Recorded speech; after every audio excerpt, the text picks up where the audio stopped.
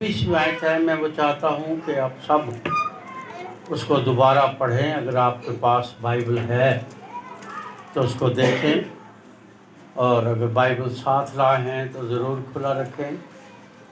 تو اس میں دیکھیں کہ خداوند کہتا ہے، ایک وعدہ کرتا ہے، اور وہ وعدہ یہ ہے، اور میں ان کو اور ان جگہوں کو جو میرے پہاڑ کے آس پاس ہیں برکت کا باعث بناؤں گا، اور میں بر وقت میں برساؤں گا، برکت کی بارش ہوگی۔ حزقیل جس دور میں نبوت کے عہدے پر فائز ہوا، وہ دور بنی یہودا کے لیے، بنی اسرائیل کے لیے انتہائی خطرناک دور تھا۔ اسوری اور دوسری سلطنتیں جو تھیں وہ ان کے ارد گرد پڑاؤ ڈالے ہوئے تھے، جو ایک حساب سے ان کا گھیراؤ کیے ہوئے تھے، اور وہ کسی بھی وقت یروشلم کو اور ہیکل کو اور دیگر جو مقدس مقامات تھے اور قوم کو کسی بھی وقت وہ تخت و تاراج کر سکتے تھے۔ تو ایسے دور میں خدا کے لوگ نبوت کے طور پر اس دنیا میں آئے، جن میں یسایہ، یرمیاہ، حزقیل اور دانیل جیسے نبی تھے۔ ان کو ہم عام جو بائبل کے طالب علم ہیں، عام زبان میں ان کو ہم انبیاء اکبر کے نام سے یاد کرتے ہیں۔ اکبر سے مراد یہ ہے کہ ان کی نبوت کا جو عرصہ ہے وہ ان چاروں کا تقریباً 40 سال سے زیادہ ہے۔ یہ 40 سال سے زیادہ عرصے تک نبوت کے عہدے پر فائز رہے۔ باقی جو انبیاء ہیں ان کی نبوت کا جو دور ہے وہ چونکہ عرصے کے لحاظ سے کم ہے، یعنی اب حزقیل 40 سال تک نبی رہا۔ اس کے مقابلے میں حجی جو تھا اس نے صرف 3 مہینے، سپٹمبر، اکتوبر اور نومبر کے مہینے میں، نسان کے مہینے میں اس نے نبوت کی۔ اس طرح دوسرے انبیاء نے بھی، ملاکی نے بھی اسی طرح نبوت کی، کم عرصے۔ تو اس لیے یہ جو انبیاء اکبر ہیں ان کو خدا نے ایک عرصے تک خدمت کے لیے چنا اور مقرر کیا۔ جب حزقیل قوم سے، کلیسیا سے خطاب کرتا ہے تو اگر آپ اس کے پورے صحیفے کا مطالعہ کریں تو وہ 2 چیزوں پر بڑا غور کرتا ہے یا اس کی منادی کرتا ہے۔ پہلا دور وہ یہ ہے کہ وہ انہیں یہ بتانا چاہتا ہے کہ تمہاری بت پرستی، تمہاری جادوگری، تمہاری خدا سے دوری، تمہاری بدکاری نے، ریاکاری نے، مکاری نے تمہارے خدا کو تم سے ناراض کر دیا۔ اب تمہارا خدا تم سے ناراض ہے، اس لیے ضروری ہے کہ تم اپنے خدا کو مناؤ، اس کے آگے جھکو، سجدہ کرو، توبہ کرو، اپنے گناہوں سے پھرو، واپس آ جاؤ، اور پھر خداوند تمہیں بحال کرنے کی قدرت رکھتا ہے۔ پھر وہ کلیسیا کے چرواہوں سے بات کرتا ہے، اسرائیل کے لیڈرز کے ساتھ، بادشاہ کے ساتھ، کاہنوں کے ساتھ، ہیکل میں کام کرنے والے لوگوں کے ساتھ، لاوی کے خاندان کے ساتھ، ہارون اور موسیٰ کے گھرانے اور ان کی اولادوں کے ساتھ، داؤد بادشاہ اور اس کی اولادوں کے ساتھ، یعنی جو سوسائٹی میں اور اسرائیل میں یا چرچ میں یا کلیسیا میں کسی عہدے پر قائم تھے، پھر وہ ان کے ساتھ بات کرتا ہے۔ اور جب وہ ان کے ساتھ بات کرتا ہے تو اگر آپ اس حوالے کو، جس کو ابھی قاضی اصغر صاحب نے مطالعہ کیا ہے، اگر آپ دیکھیں تو یہاں لکھا ہے، اگر آپ کے پاس ہو تو کہتا ہے اس لیے خداوند یوں فرماتا ہے کہ میں موٹی اور دبلی بھیڑوں کے درمیان انصاف کروں گا، 20ویں آیت پہ۔ اور پھر وہ چرواہوں کے ساتھ بات کرتا ہے، چونکہ تم نے پہلو اور کندھے سے دھکیلا ہے اور تمام بیماروں کو اپنے سینگوں سے ریلا ہے، یہاں تک کہ وہ تتر بتر ہوئے۔ اب وہ بیان کر رہا ہے کہ تمہاری بدی کیا، تمہاری برائی کیا۔ اس بدی، اس برائی کی نشاندہی کرتا ہے کہ تم نے کیا کیا ہے، کیونکہ کئی بار لوگ اپنی غلطی نہیں مانتے، کئی بار وہ اپنی غلطی اس لیے نہیں مانتے کہ ان کے پاس جسٹیفیکیشن ہے۔ اس کی وجہ یہ تھی، اگر ایسا نہ ہوتا تو میں ایسا نہ کرتا یا ایسے نہ کرتی۔ یعنی لوگ کہتے ہیں جی مجھے پرووک کیا گیا، مجھے اکسایا گیا، ورنہ میں تو بہت شریف اور بہت خدا سے ڈرنے والا یا ڈرنے والی ہوں۔ تو یہاں وہ ان کو بتاتا ہے کہ تم نے کیا کیا۔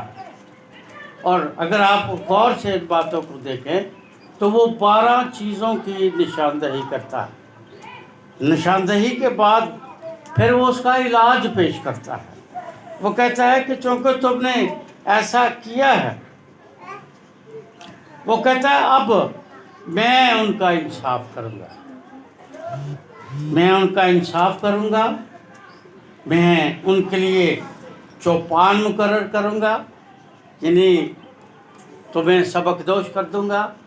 اور یہ میری بات لکھ لیں دل میں، جو بھی پادری صاحبان، خادم، خادمائیں جو کلیسیا میں کسی بھی جگہ کسی بھی حیثیت سے، خواہ وہ جھاڑو پھیرنے والے کی حیثیت سے، خواہ کلام سنانے والے کی حیثیت سے، جو بھی خدمت کرتا ہے، اگر میں اور آپ اس خدمت کو جافشانی سے سر انجام نہیں دیتے تو یاد رکھے خدا وہ خدمت واپس لے لیتا ہے اور لے کے پھر دوسروں کو دے دیتا ہے جو اس لائق ہوتے ہیں۔ اور یسوع نے ان توڑوں کی تمثیل میں یہی سکھایا کہ ایک کو 5 دیے، اس نے بھی دگنے کر لیے، ایک کو 3 دیے، اس نے بھی دگنے کر لیے، ایک کو 1 دیا، اس نے اس کو جا کر دبا دیا اور پھر اس کو سزا ملی۔ تو یہاں وہ کہتا ہے کہ میں ان کے لیے ایک چوپان مقرر کروں گا، اور میرا جو چوپان ہوگا وہ ان کو چرائے گا۔ اور پھر اس چوپان کا نام وہ کہتا ہے، وہ چوپان میرا بندہ داؤد ہوگا۔ داؤد بادشاہ جیسا چرواہا اسرائیل میں دوبارہ پھر کبھی پیدا نہیں ہوا۔ وہ اس طرح کا چرواہا تھا کہ وہ اپنی بھیڑوں کے لیے شیر اور ریچھ کے ساتھ لڑتا تھا اور اپنی بھیڑوں کو بچا لیتا تھا۔ اس لیے اس نے کہا کہ میرا بندہ داؤد جو ہے وہ چرائے گا، وہی ان کا چوپان ہوگا، میں ان کا خدا ہوں گا، اور میرا بندہ ان کے درمیان یعنی داؤد ان کا بادشاہ ہوگا۔ میں خداوند نے یوں فرمایا ہے، میں ان کے ساتھ صلح کا عہد باندھوں گا اور سب برے درندوں کو ملک سے نابود کروں گا، اور وہ بیابان میں سلامتی سے رہیں گے اور جنگلوں میں سوئیں گے، اور میں ان کو اور ان جگہوں کو جو میرے پہاڑ کے آس پاس ہے برکت کا باعث بناؤں گا، اور میں بر وقت میں برساؤں گا اور برکت کی بارش کی۔ یہاں 12 باتیں ہیں جو خدا اپنی قوم سے کر رہا ہے۔ 12 باتیں، داؤد بادشاہ بناؤں گا، چرواہا کروں گا، جو میرے پہاڑ کے پاس ہے، جو ارد گرد ہیں، ان پر بارش ہوگی، ان پر برکت کی بارش ہوگی۔ 12 قسم کے وعدے خداوند خدا حزقیل کی معرفت اپنی قوم سے کرتا ہے۔ اور اب 12 کے لفظ کے پیچھے میں نہیں جا سکتا، کیونکہ 12 کا لفظ اٹ سیلف، آپ کو پتہ ہے 12 شاگرد تھے، آپ کو پتہ ہے ہیکل کے دروازے 12 تھے، آپ کو پتہ ہے نیا یروشلم جب آئے گا اس کے بھی 12 دروازے ہوں گے۔ اسی طرح 12 کا عدد جو ہے وہ بائبل میں کسی چیز کو قائم کرنے کا یا پائیدار کرنے کا عدد ہے، اور وہ پائیداری کی بات کرتا ہے۔ لیکن میں جس بات پر غور کر رہا تھا ذاتی طور پر، اس حوالے کو میں نے کئی بار پڑھا اور کئی بار خداوند سے مانگا ہے، اور خداوند نے مجھے دیا ہے۔ میں اس دفعہ جب اسے پڑھ رہا تھا کچھ 4 دن پہلے، تو میں جب اس آیت پر آیا، اگر آپ کے پاس بائبل ہے تو دیکھیں، یہاں لکھا ہے اور بر وقت میں برساؤں گا اور برکت کی بارش ہوگی۔ تو مجھے یاد آیا کہ کسی کا مصرع ہے کہ ذرا سوچ کہ تو اس سے کیا مانگتا ہے، ذرا سوچ کہ تو اس سے یعنی خدا سے کیا مانگتا ہے۔ کچا مکان ہے تیرا، کچھ تو خیال کر۔ کچا مکان ہے تیرا، کچھ تو خیال کر۔ مطلب ایک شخص اگر بارش مانگ رہا ہے تو پھر ضروری ہے نا پہلے وہ اپنے گھر کی طرف تو دیکھے۔ جب ہم دیہات میں تھے تو بارش آنے سے پہلے ہم اپنے گھر کی چھتیں ٹھیک کر لیتے تھے، کیونکہ جب بارش ہوتی تھی تو پھر چھتیں ٹپکتی تھی، پانی گرتا تھا، اور کئی دفعہ یہ ہوتا تھا کہ دیواریں گر جاتی تھی، گھر گر جاتے تھے۔ تو پھر کئی دفعہ جو بزرگ خواتین اور مرد یا بزرگ ہوتے تھے وہ دعا کرتے تھے کہ خدا بندہ بس کر دے۔ کئی دفعہ دعا کرتے تھے کہ وہ چڑی لگ گئی، جمعرات نو لگی شروع ہوئی سی بارش، یہ تو جمعرات تک رہنی ہے، چڑی لگ گئی، اور لوگ بارش سے ڈرتے تھے۔ میں جب اس بات پر غور کر رہا تھا تو یہ بالکل سچ ہے کہ کچا مکان ہے تیرا، کچھ تو خیال کر۔ تو پھر مجھے یاد آیا کہ کیوں خداوند کہتا ہے کہ میں برساؤں گا اور برکت کی بارش ہوگی۔ یعنی اس کا مطلب یہ ہے، ایک تو بات ہمیں سیکھنے کو ملتی ہے کہ بارش تو ہوگی پر وہ ہمارا مکان نہیں گرائے گی، ہماری چھت نہیں ٹپکے گی۔ اس کا سبب کیا ہے؟ مسیح یسوع نے متی کی انجیل کے 7ویں باب کی آخری آیت میں اس بارش کے مکان کا ذکر کیا ہے۔ اس نے ایک طریقہ بتایا ہے۔ اس نے طریقہ یہ بتایا ہے کہ اگر کوئی شخص جو دانا ہے، عقل مند ہے، صاحب عقل ہے، دانش مند ہے، اور اس کو آنے والے وقت کے لیے دور اندیشی سے کام لیتا ہے، آنے والے وقت کے لیے وہ سمیل کر لیتا ہے، دیکھ لیتا ہے کہ بارش ہوگی، تو وہاں 2 لوگوں کا ذکر ہے۔ ایک وہ جس کا گھر کس پر بنا ہوا ہے؟ ریت پر۔ اس کا گھر ریت پر بنا ہوا ہے، وہ تو کبھی بھی بارش کی دعا نہیں کرے گا۔ اس کے لیے تو ہر بارش جو ہے وہ کس کی ہے؟ تباہی کا سبب بنے گی۔ بارش ہوگی اور یسوع نے فرمایا کہ آندھیاں چلیں گی، ہوائیں چلیں گی، طوفان آئے گا، اور اس کا بنا بنایا گھر جو ہے وہ اجڑ جائے گا۔ اس کا نام و نشان باقی نہیں رہے گا، کیونکہ وہ گھر، اس کی بیس کیا ہے؟ اس کی بیس ریت ہے، چکنی مٹی یا چٹان نہیں ہے۔ اور عزیزو یہ بات دل میں لکھ لے، جن کا ایمان ریت کی طرح کا ہے، جن کے ایمان میں شک پایا جاتا ہے، جن کے ایمان میں قدرت نہیں ہے، جن کے ایمان میں پختگی نہیں ہے، جن کے ایمان میں تازگی اور سیری نہیں ہے، ان کا گھر قائم رہ ہی نہیں سکتا، کیونکہ لکھا ہے کہ جب طوفان آیا، آندھیاں چلی تو گھر بہہ گیا۔ لیکن اس کے ساتھ خداوند نے ایک دوسری زمین کا بھی ذکر کیا کہ جس نے اپنا گھر چٹان پر بنایا. جو چٹان پر بنا ہے گھر، اس کے بارے لکھا ہے کہ آندھیاں آئیں، طوفان آیا، سب کچھ ہوا، لیکن وہ گھر قائم رہا. وجہ کیا تھی؟ وجہ اس کی بیس ہے، وجہ اس کی دیواریں، اینٹیں، چھتیں نہیں ہیں. اس کی وجہ وہ بیس ہے، وہ نیو ہے، وہ زمین ہے جس پر اس مکان کو کھڑا کیا گیا ہے. اور وہ کیا ہے؟ چٹان، پتھر. اور پتھر پر بنے ہوئے آپ دیکھتے ہیں، میں نے بہت ساری دنیا گھوم کے دیکھی ہے، بڑے بڑے عالیشان بلڈنگز اور ٹاورز سمندر کے بیچ لوگوں نے بنا رکھے. اور اگر وہ جو سمندروں دریاؤں میں پانی کے اندر بنے ہوئے جو بڑے بڑے بلڈنگز اور ٹاورز ہیں، اگر ان کی بنیاد چٹان پر نہیں ہے اور مضبوط نہیں ہے، وہ قائم نہیں رہ سکتے. یہ خدا کے کلام کا فیصلہ ہے. لیکن یہاں وہ کہتا ہے کہ ان پر بارش بھی ہوگی، بلکہ برکت کی بارش ہوگی، اور وہ قائم رہیں گے.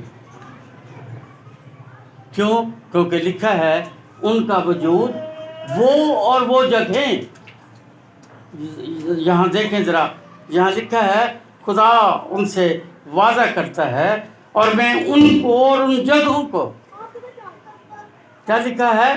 میں ان کو اور ان جگہوں کو جو میرے پہاڑ پر کے آس پاس ہے یا پہاڑ پر قائم ہیں، وہ جگہیں اور وہ لوگ جو ہیں، وہ اپنے لیے اور دوسروں کے لیے برکت کا باعث ہوں گے. وجہ کیا ہے؟ کہ وہ ہر طرح کے حالات میں، طوفانوں میں، آزمائشوں میں، جنگوں میں، مصیبتوں میں، بیماریوں میں، جب وہ ایمان پر قائم رہیں گے تو پھر دنیا کی آزمائشیں اور طوفان انہیں گرا نہیں سکتے. اس لیے آج کلیسیاؤں میں، ہمارے گھرانوں میں، خاندانوں میں یہ جو ابتری ہے، اس کی وجہ ہے ہماری ایگو، ہماری خودی. اس کی وجہ ہے ہمارا غصہ. اس کی وجہ ہے برداشت نہ کرنے والی روح. اس کی وجہ ہے ہمارے جھگڑے، ہمارے اندر کے کا وہ کینہ، وہ بغض جو ہم ایک دوسرے کے لیے، بہن بھائیوں، رشتہ داروں، عزیزوں، دوستوں کے لیے رکھتے ہیں. وہ جیلس، وہ ساڑا جو ہمارے دلوں میں بسا ہوا ہے. اور یہ جیلس، یہ ساڑا، یہ تعصب، یہ کینہ، یہ بغض جو ہے، جب تک ہمارے اندر رہے گا، ہم کتنے بھی صحت مند، کتنے جوان، کتنے خوبصورت ہوں گے، ہم کبھی بھی چٹان پر ہمارا گھر قائم نہیں ہوگا. کیونکہ گھر وہی قائم رہے گا جو چٹان پر بنایا گیا ہے. تیسری کسی چیز کا وعدہ ہی نہیں کیا گیا. دو باتیں بتائی گئی کہ جو گھر ریت پر ہے، بارش آئے گی، طوفان آئے گا، آندھیاں چلیں گی، وہ گھر صفائے ہستی سے مٹ جائے گا، ختم ہو جائے گا. لیکن دوسرا گھر جو چٹان پر بنا ہے، وہ ہمیشہ قائم رہے گا. طوفان آئیں گے، یہ نہیں کہ نہیں آئیں گے. اور یہ بات یاد رہے، مسیح یسوع زبور کی کتاب کے مطابق، نئے عہد نامہ کے مطابق، مسیح یسوع ہماری چٹان ہے. وہ ہمارے ایمان کی بنیاد ہے. عبرانیوں کے خط کا مصنف کہتا ہے، اور ایمان کے بانی اور کامل کرنے والے یسوع کی طرف تکتے رہو. ایمان کا بانی کوئی پادری، کوئی بشپ، کوئی سادھو، کوئی ایلڈر، کوئی انسان نہیں ہے. کوئی مشن ایمان کی بانی نہیں ہے. کوئی چینل ایمان کا بانی نہیں ہے. یہ ایمان کے گواہ ہو سکتے ہیں، کیونکہ پہلا یوحنا 5واں باب 10ویں آیت میں لکھا ہے، جو خدا کے بیٹے پر ایمان رکھتا ہے وہ اپنے آپ میں گواہی رکھتا ہے۔ یہ دنیا کے خادم خادمائیں جو ہیں یہ اس کے گواہ، اس کے ایماندار ہو سکتے ہیں، ایمان کے بانی نہیں ہو سکتے، یہ یاد رکھیں۔ اور جو ایمان کا بانی نہیں ہے وہ میرا اور آپ کا کیا کر سکتا ہے؟ کیوں نہ ہم اس ایمان کے بانی اور اس چٹان پر اپنے ایمان کا گھر بنائیں جو ہمیشہ تھا، ہے اور رہے گا، جس کے بارے میں مکاشفہ میں وہ یوحنا عرف کو کہتا ہے میں اول ہوں اور میں آخر ہوں۔ دیکھ میں مر گیا تھا اور اب ابدالآباد زندہ رہوں گا، کیونکہ میں الفا ہوں اور میں اومیگا ہوں، میں ابتدا ہوں اور میں انتہا ہوں۔ وہ چٹان ہے، وہ آخری چٹان ہے، وہ مکمل چٹان ہے، وہ مضبوط چٹان ہے۔ اس پر جس نے گھر بنایا ہے وہ قائم رہا۔ آپ کبھی نوح نبی کے بارے میں پڑھیں، اس نے اس چٹان پر اپنا گھر بنایا، 120 سال تک لوگوں کے تانے سنتا رہا، لوگ اس کا مذاق اڑاتے رہے۔ اب بابا بڑھا ہو گیا نا، 17 گیا ہے، کچھ کی تو کشتی بناؤں گیا ہے۔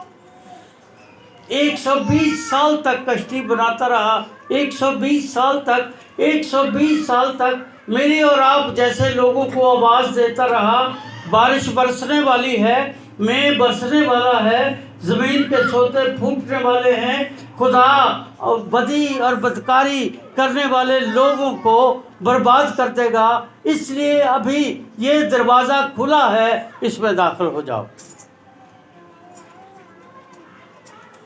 وہ چٹان کے دروازے کی طرف بلاتا رہا کہ آ جاؤ، کوئی نہیں آیا۔ اور وہاں لکھا ہے کہ جب سوتے آسمان کے اپنا دریچے کھل گئے، زمین کے سوتے پھوٹ نکلے، اور جب بارش برسی تو پھر سب دوڑے۔ سب نے لکھا ہے دروازہ کھٹکھٹایا اور آواز یہ تھی کہ دروازہ بند ہو گیا ہے، کیونکہ خداوند نے کہا تھا کہ جب بارش برسے گی تو یہ دروازہ بند کر دے گا، اور وہ دروازہ دوبارہ کبھی نہیں کھلا، یہ یاد رکھیں۔ بہتوں نے آ کے کہا ہوگا میں تیری ماسی ہاں، پھوپھی ہاں، چاچا وہاں، تایا وہاں، تیرا بھرا وہاں، میں تو سب تو بہتا چدا دینا، میں تو بڑا پوپ صاحب ٹوپ صاحب تھا، بڑا پادری تھا، بڑا کلام سناتا ہاں، تو یہ کرتا ہاں، وہ کرتا ہاں، لیکن لکھا ہے کہ دروازہ بند ہو گیا۔ کئی دفعہ لوگ اپنی راست بازی کا ڈھونگ رچاتے رہتے ہیں، راست بازی کا نیکیوں کا ڈھول پیٹتے رہتے ہیں۔ 120 سال تک جسٹ امیجن، 120 سال تک وہ چٹان پر کھڑا جہاز، وہ کشتی، وہ دروازہ کھلا رہا۔ جب کوئی داخل نہیں ہوا تو پھر کیا لکھا ہے؟ دروازہ بند ہو گیا۔ ایوب کی زندگی پر، ابراہیم کی زندگی پر، یعقوب کی زندگی پر، خدا کے ان بندوں کی زندگی پر، موسیٰ کی زندگی پر، اس کے بھائی ہارون کی زندگی پر آپ کبھی غور کریں۔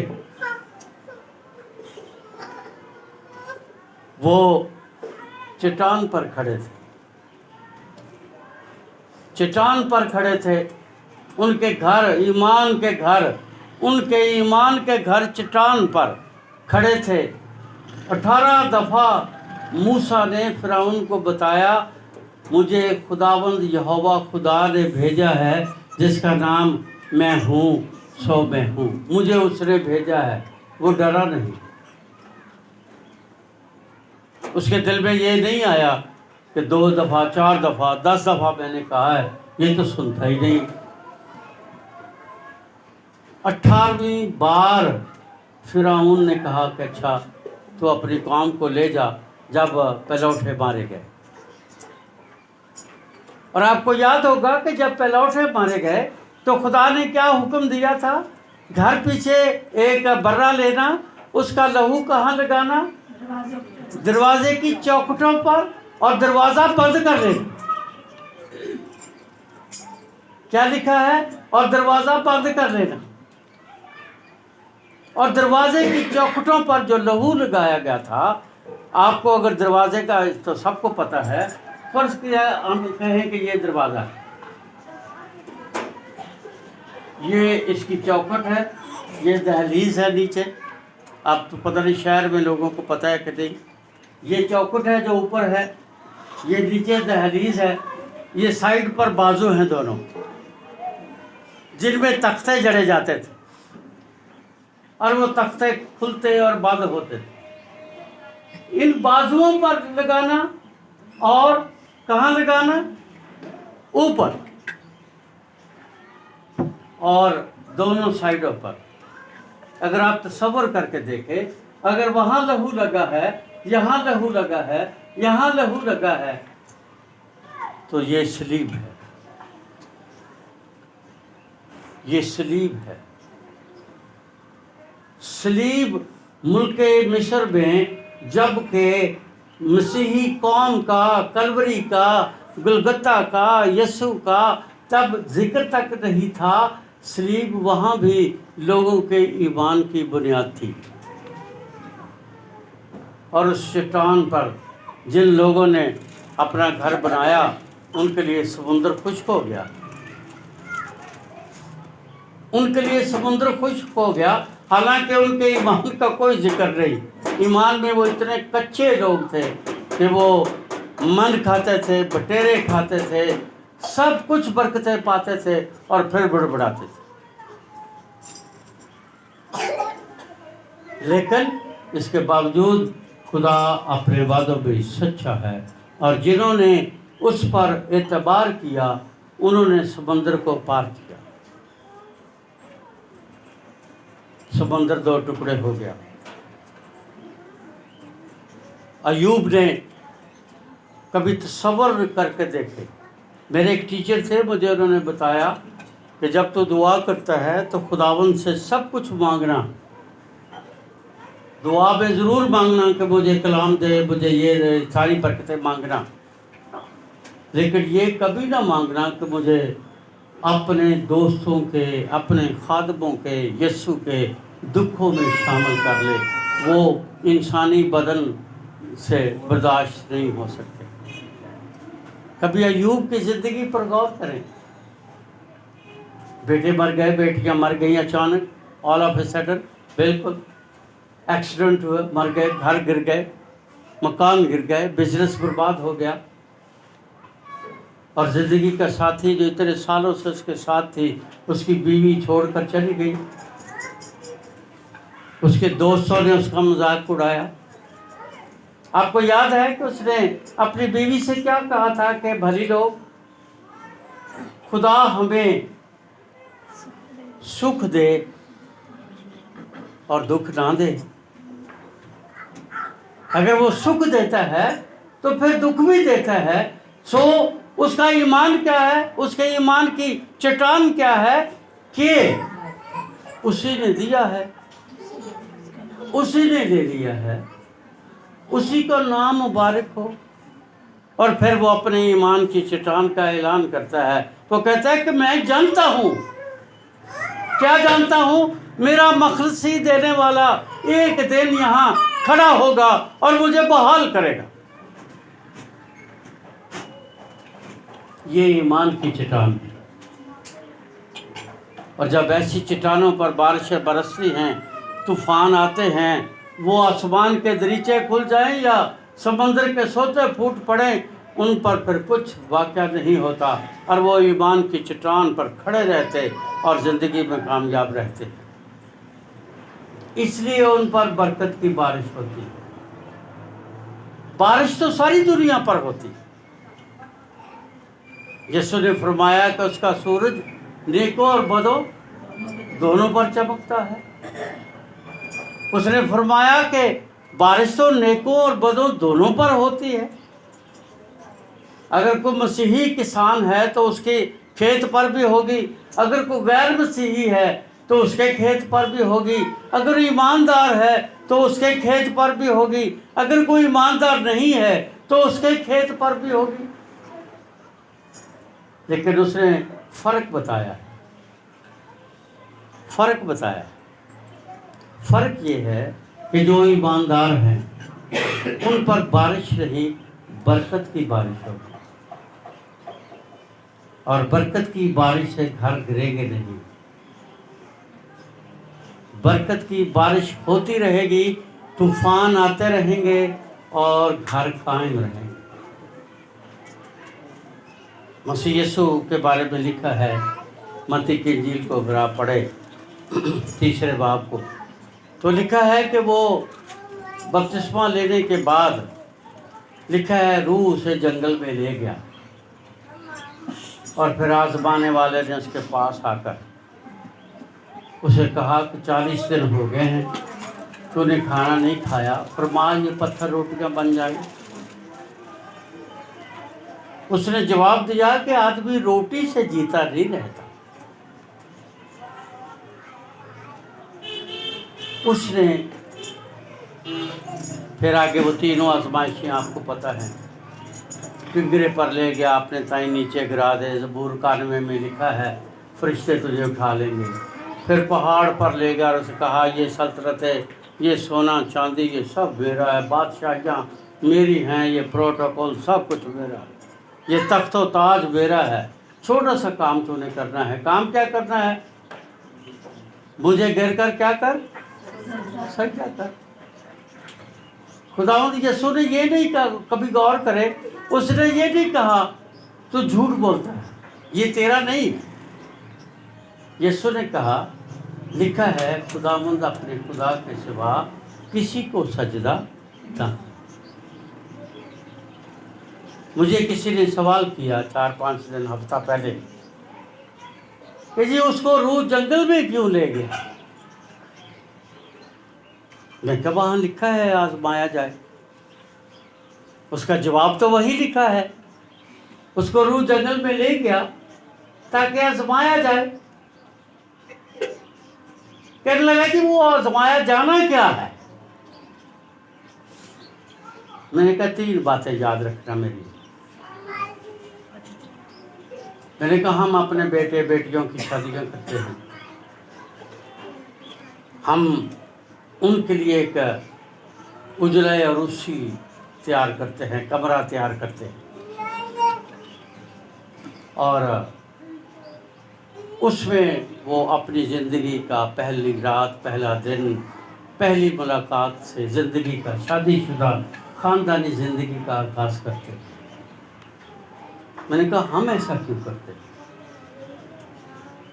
جی ان کو تنہائی چاہیے. میں نے کہا ان کو تنہائی کس کے لیے چاہیے؟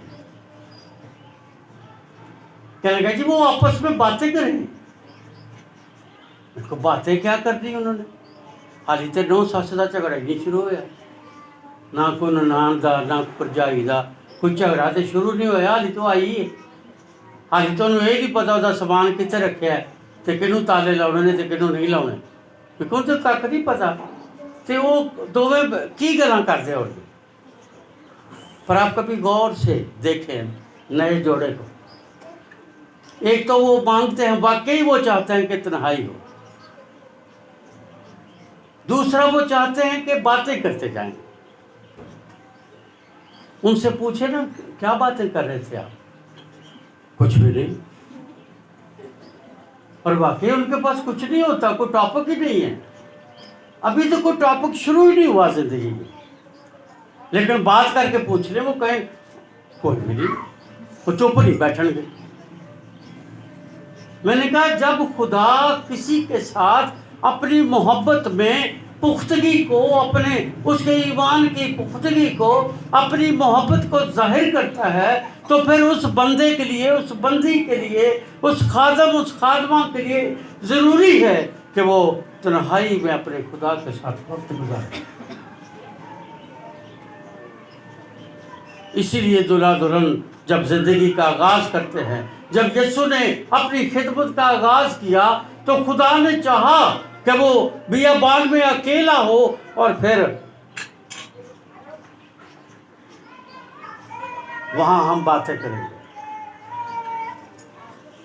اس لیے یسوع نے کہا کہ جب تو دعا کرے تو کیا کر، اندر کوٹھڑی میں چلا جا، دروازہ بند کر لے، تاکہ تیرا باپ جو آسمان پر ہے تجھے جانے کہ تو روزے دار ہے۔ تنہائی میں دعا کر۔ پھر میں نے کہا وہ چاہتا ہے کہ وہ یہ نہیں کہ وہاں وہ جا کر بیٹھ جائیں، دلہا اور دلہن باتیں کرتے ہیں۔ خدا جب کسی کو تیار کرتا ہے، جب اسے خدمت دیتا ہے، جب اسے بائبل کا ایلچی بناتا ہے، جب اسے منادی کا کرنے والا ایلچی بناتا ہے، خدا اسے تنہائی میں بیٹھ کر اس سے کلام کرتا ہے۔ یسایہ اسی لیے کہتا ہے خداوند مجھے صبح سویرے جگاتا ہے اور مجھے شاگرد کے کان دیتا ہے تاکہ میں اس کی بات کو سنوں، اور پھر وہ جو کلام مجھ سے کرتا ہے وہ میں تھکے باندھے کے لیے تسلی کا کلام دوسروں تک پہنچاؤں۔ میں نے کہا اس لیے یسوع کو روح جنگل میں لے گیا۔ وہ تنہا تھا، وہ تھا اور اس کا خدا تھا۔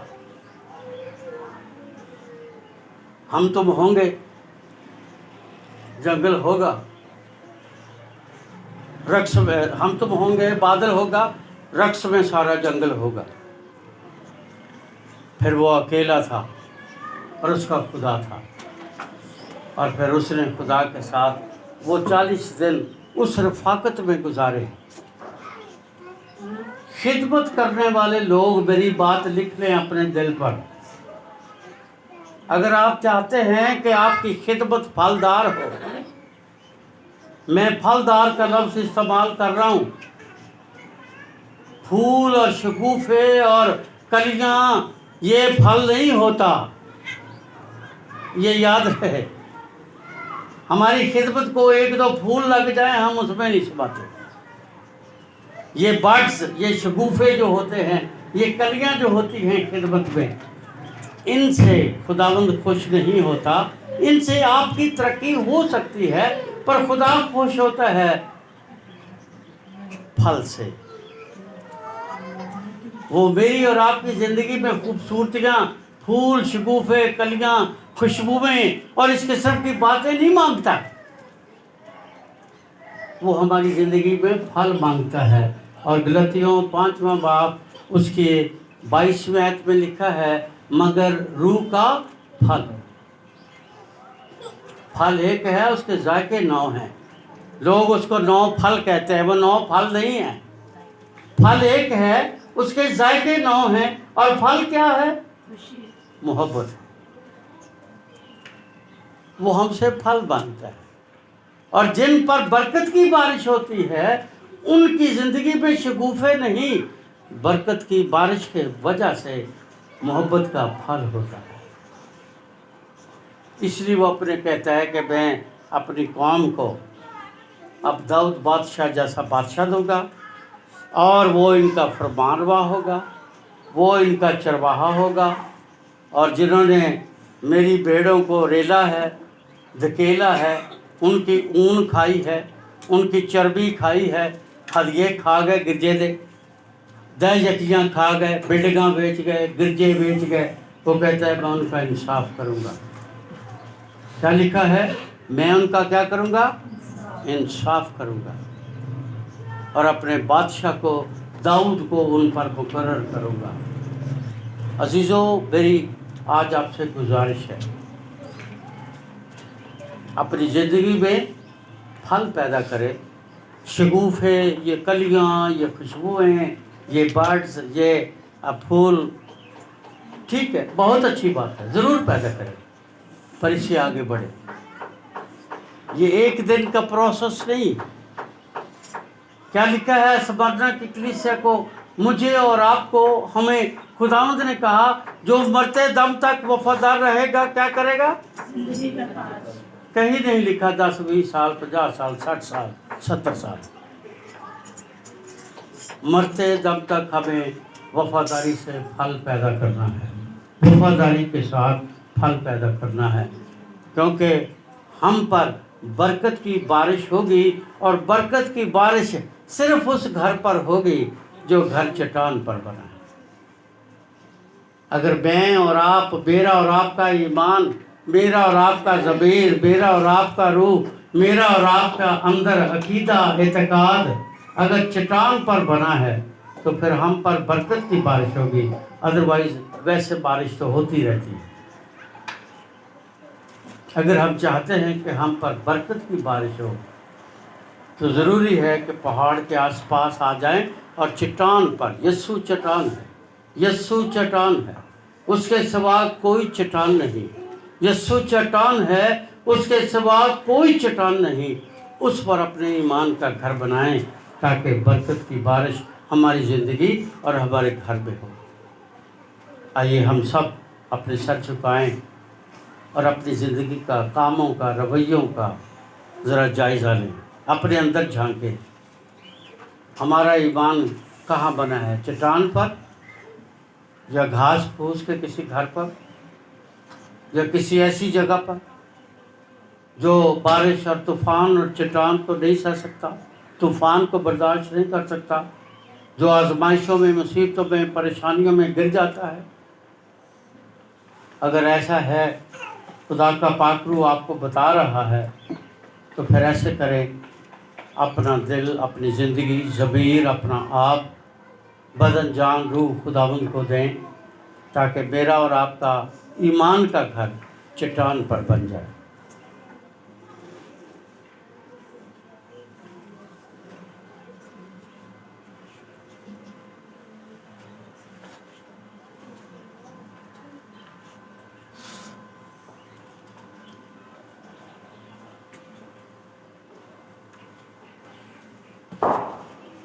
آئے ہم کچھ دیر خاموشی کو اختیار کریں گے، اپنی آنکھیں بند کریں گے اور اپنی زندگیوں پر غور کریں گے.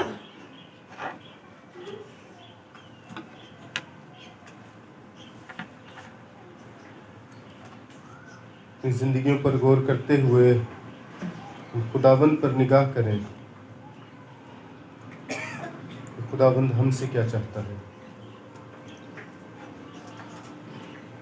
آج اگر ہم خداوند کے گھر آئے ہیں تو میرے عزیزوں، ہم خالی ہاتھ نہ جائیں.